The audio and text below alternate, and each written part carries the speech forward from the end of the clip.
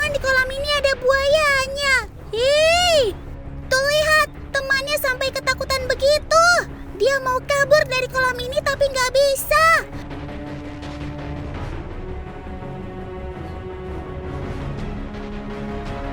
Ayo sob, cepat kabur dari situ.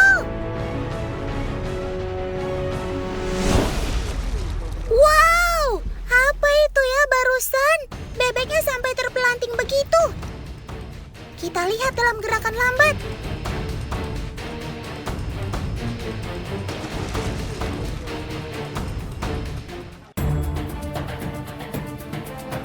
Ya ampun, akhirnya dia bernasib sama seperti temannya. Duh, kasihan. Ini nggak bisa dibiarkan nih teman. Otan harus investasi. Maksudnya investigasi apa yang ada di kolam ini. Soalnya kalau buaya, setahu Otan cara makannya nggak kayak tadi teman. Oh, itu dia. Kelihatan sisiknya hitam kemerah-merahan. Ukurannya gede banget ya. Dan ternyata ada lebih dari 1 ekor. Wah. Tapi kalau dilihat dari ciri-cirinya sih, Otan kayaknya tahu ini ikan apa. Kalian yang di rumah pasti pada tebak-tebak buah manggis kan? Apa? Arwana? Masih salah teman. Yang benar adalah ikan arapaima. Ikan air tawar terbesar di dunia.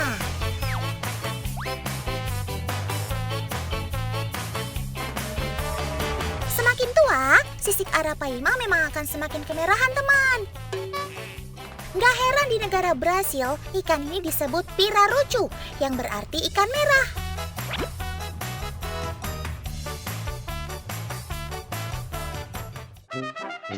Sisiknya ini sangat kuat loh teman.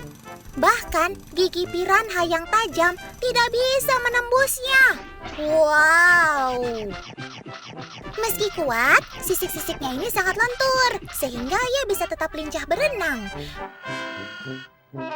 Bagian luar sisiknya terbuat dari mineral yang sangat kuat. Sementara bagian dalam terbuat dari kolagen lunak.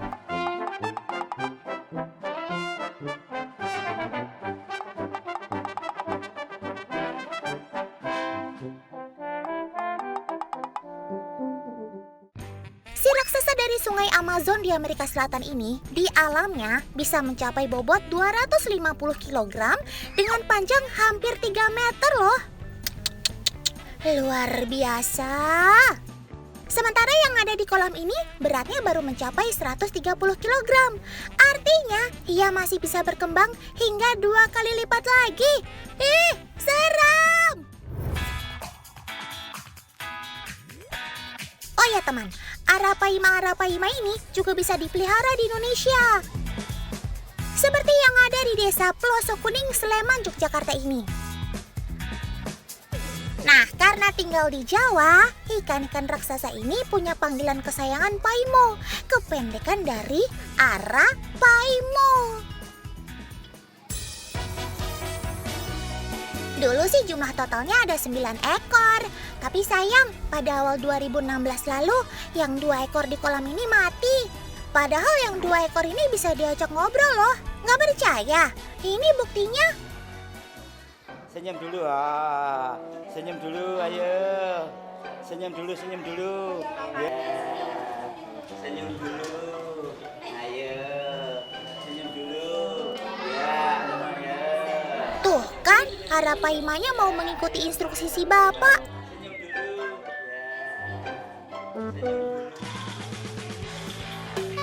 Ternyata Payamawi ini adalah pawang arapaima ini sejak tahun 2007. Pantas pada nurut ya mereka. Pintar-pintar ya. Sebagai hadiahnya, kalian dapat sepotong ikan bawal.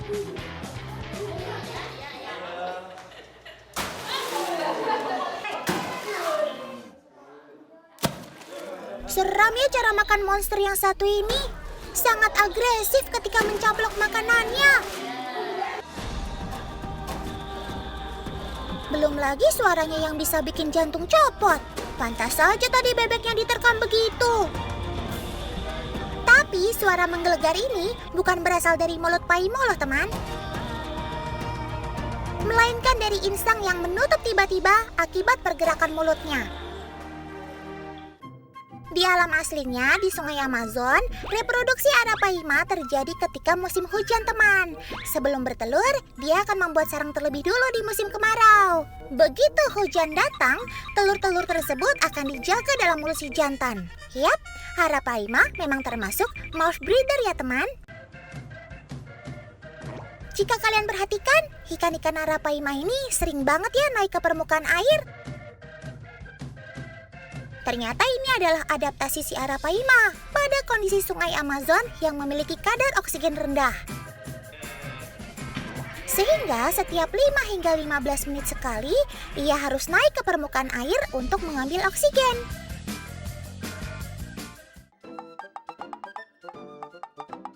Meski tergolong ikan predator air tawar terbesar di dunia, sobat yang satu ini di habitat aslinya di Amazon, statusnya termasuk endangered, alias terancam punah. Ini disebabkan Arapaima sangat diburu oleh masyarakat lokal lantaran dagingnya yang konon sangat enak. Duh, jangan sampai ikan luar biasa ini hilang karena ulah manusia ya.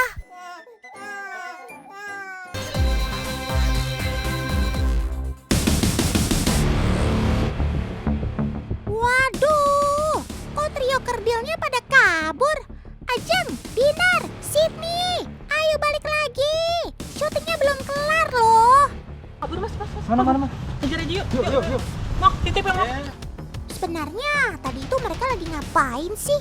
Kok bisa kabur si trio kerdil ini? Paman editor, coba diulang please.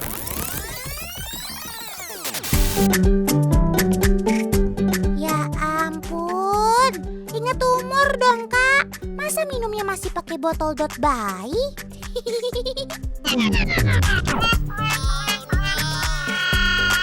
Walah, kirain Karis kehausan. Ternyata anak-anak anjing ini toh yang mau minum. Ini sih bukan anjing ya. Kok lincahnya sama kayak anjing? Coba perhatikan baik-baik. Mana ada anjing yang punya tanduk? Yang betul, mereka ini kambing pygmy atau kambing kerdil. Benar-benar trio bikin onar nih. Seluruh kruotan jadi harus turun tangan untuk menangkap para kambing kerdil. Wah. Ini bukan kambing biasa teman. Kaki-kaki pendek si kambing berhasil melompati bambu setinggi kakinya sendiri loh. Ini sih belum seberapa. Otan jadi ingat kejadian sebelum syuting tadi. Untungnya om kameramen berhasil mengabadikan momen itu. Kita lihat bareng-bareng deh tingkah jenaka kambing pygmy.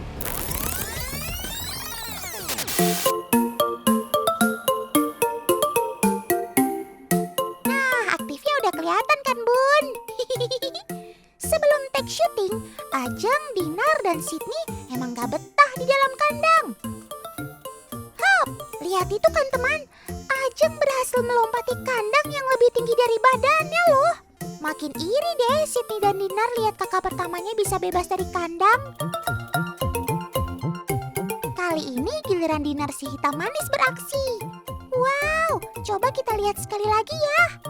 Rupanya kambing kerdil cukup cerdas teman. Karena tinggi kandang melebihi tubuhnya, maka ia mengambil ancang-ancang dengan menapaki kaki di jeruji besi. Dengan begitu, Dinar sukses keluar dari penjara. Dari kandang maksudnya. Bukan karena usianya yang masih anak-anak ya, makanya trio kerdil ini suka lompat. Tapi selain lari cepat, lompatan kambing pygmy jadi salah satu skill unik yang jarang dimiliki kambing pada umumnya.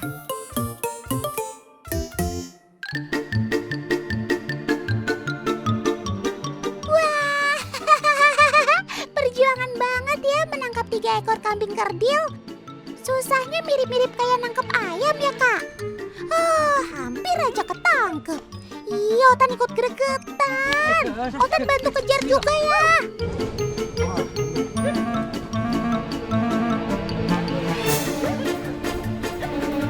Wah, keterlaluan kamu Sob. Kak Arus sampai berhenti di tengah jalan loh, saking gak sanggup ngejar kamu.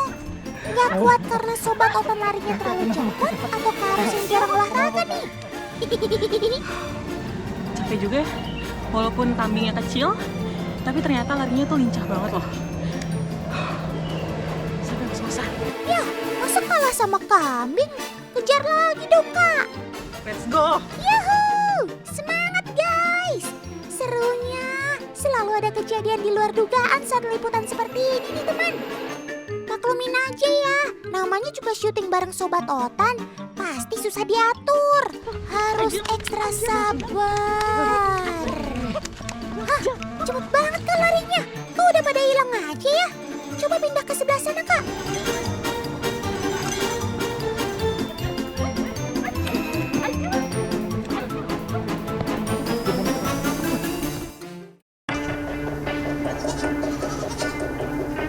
Teman di rumah dengar suara itu nggak?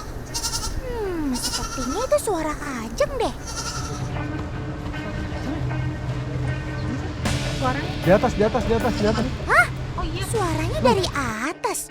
Oh iya betul, itu dia Ajeng. Sepertinya suara Ajeng menandakan minta pertolongan. Terbukti juga kalau kambing berkomunikasi lewat suara. Lihat saja, saudara-saudara kamu langsung datang dan ikut bersahut-sahutan. Ada aja kamu sob. Bisa naik ke atas tapi takut buat turun.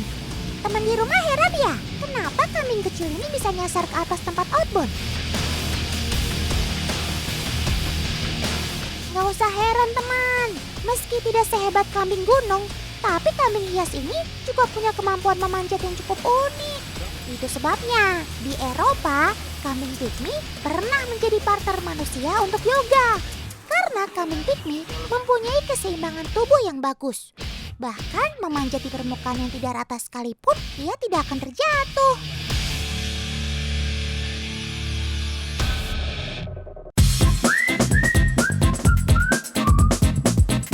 Akhirnya, situasi mulai kondusif lagi teman. Gimana kakak-kakak? Udah siap syuting lagi ya? Kamera roll and action! Nah, akhirnya 3 kambingnya udah ketangkep lagi nih, teman.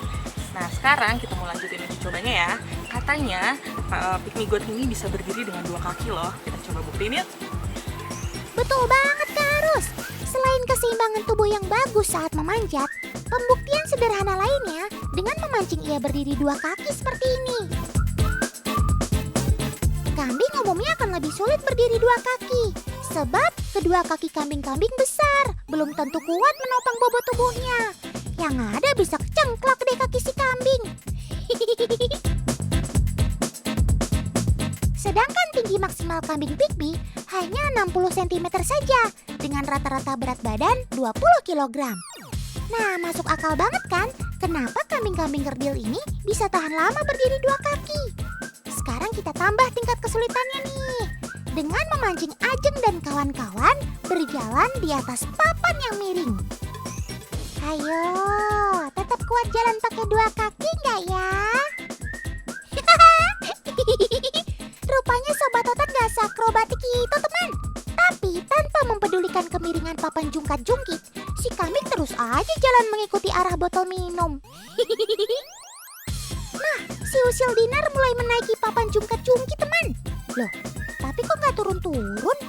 Ya ampun, bisa-bisanya si Ajeng menahan sisi seberang papan dengan 2 kakinya. Iseng banget si Jang.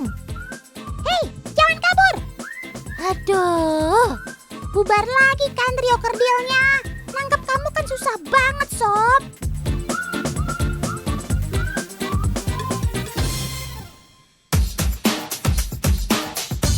Dinar, kemana kamu? Padahal larinya ke arah sini, kok kenapa cepet banget hilangnya ya? Apa Otan harus pakai bahasa kambing?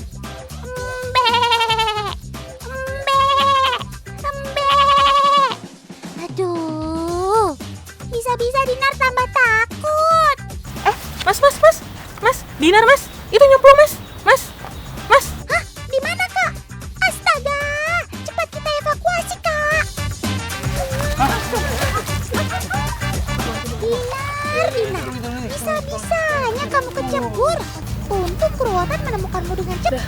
gendong. Keringin aja. Keringin. Wah, lagi ngapain ini? Aduh, Mas Gonjar maaf nih. Mas. Lagi ikutan malah nyebur ya. Oh, nggak apa-apa, mereka karakternya Dina kok. Ini tinggal dipanggil aja kok. Dimas, Ajeng, tuh, sini.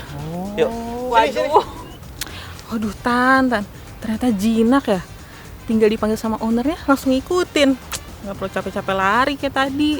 Walah dalang, ternyata Otan dan tim dikerjain sama trio kerdil seharian. Pas pemiliknya dateng, mereka semua langsung nurut dan gak kabur-kaburan.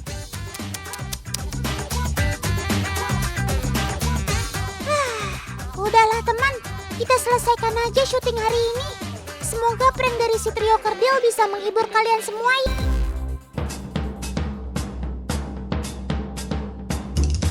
Wih, ada hujan ikan. 1, 2, 10, 33. Duh, Otan susah ngitungnya. Habis banyak banget sih. Ini kan si ikan cakalang. Ikan ini terkenal lezat dan kaya gizi. Teman-teman di rumah pasti suka kan? Ikan sebanyak ini memang tidak jatuh dari langit seperti hujan, melainkan hasil pancingan paman-paman nelayan yang lagi duduk-duduk di anjungan kapal sana. Duduk-duduk saja kok bisa menghasilkan tangkapan ikan? Eits, jangan salah teman, ini bukan sembarangan duduk. Ini adalah salah satu jurus rahasia paman-paman nelayan. Teknik ini punya nama keren, pull and line. Yap, cara menangkap ikannya dengan cara dipancing memakai bilah joran dan tali pancing, bukan dengan jaring. Wih, pantas saja dari permukaan air, seolah ikan ini hanya diangkat ke permukaan. Dengan tanpa menggunakan tangan, ikan cakalang hasil pancingan langsung terlepas dan terlempar diarahkan ke arah geladak atau lantai kapal. Cara pancing ini memang tidak sesederhana itu. Butuh kerjasama semua anggota nelayan di dalam kapal ini. Ada yang bertugas melemparkan umpan ikan ke arah permukaan air. Biasanya umpan yang dipakai adalah jenis ikan tembang atau juga ikan selar. Kemudian ada yang bertugas menyemprotkan air ke permukaan air. Nah, tirai air yang jatuh ini akan membuat seolah-olah ada banyak ikan umpan yang ditaburkan paman nelayan. Dan air yang disemprotkan ini akan menyamarkan antara umpan ikan betulan dengan umpan buatan yang sudah ada mata kailnya.